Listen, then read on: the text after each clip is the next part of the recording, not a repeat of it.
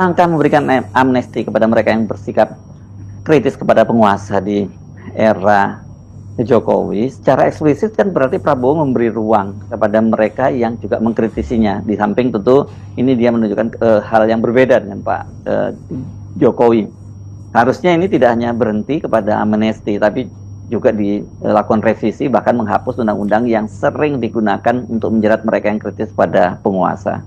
Ya, lalu apakah dengan demikian Presiden Prabowo membuka diri untuk dikritik? Ya, membuka diri atau tidak membuka diri, imperatif dari demokrasi artinya kritik. Jadi tetap kritik akan dilayangkan pada pemerintahan Presiden Prabowo. Kan itu dasar dari kehidupan atau konsekuensi dari kehidupan berdemokrasi. Jadi kalau banyak orang yang menganggap bahwa Jokowi gagal untuk mewujudkan demokrasi, memang gagal karena memenjarakan orang yang berbeda pandangan secara politik itu adalah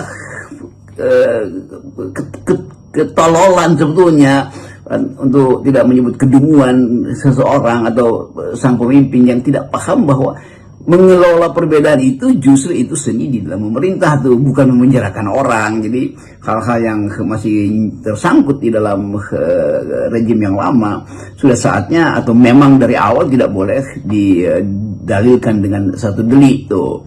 Dan KUHP kita justru harus diubah cara berpikirnya atau paradigmanya itu. Hal-hal yang menyangkut human rights harus didasarkan pertama-tama pada kehendak publik untuk melihat pemerintahan yang basisnya adalah perselisihan tetapi mampu untuk mengolahnya di dalam percakapan argumentatif. Jadi tidak perlu ada semacam sentimen dikirim pada mereka yang berbeda pandangan tuh. Nah, pemerintahan Presiden Prabowo juga akan diuji dengan cara itu. Kemampuan Prabowo untuk mengolah politik di dalam maneuvering di DPR, kemampuan rejim ini atau pemerintahan baru ini untuk memahami bahwa akan banyak ada kritik masyarakat karena kesulitan ekonomi, karena pertentangan agraria, karena sebut aja hal-hal yang menyangkut kebebasan sipil, kemajuan di dalam demokrasi akan diukur berdasarkan penghargaan terhadap hal-hal itu. Jadi kita mesti lihat nanti apakah indeks demokrasi kita naik sedikit dibandingkan dengan indeks yang ditinggalkan oleh Jokowi yang buruk itu penanda bahwa masyarakat memberi dukungan secara masuk akal pada pemerintahan Presiden Prabowo. Kan itu kontrasnya mesti dilihat di situ.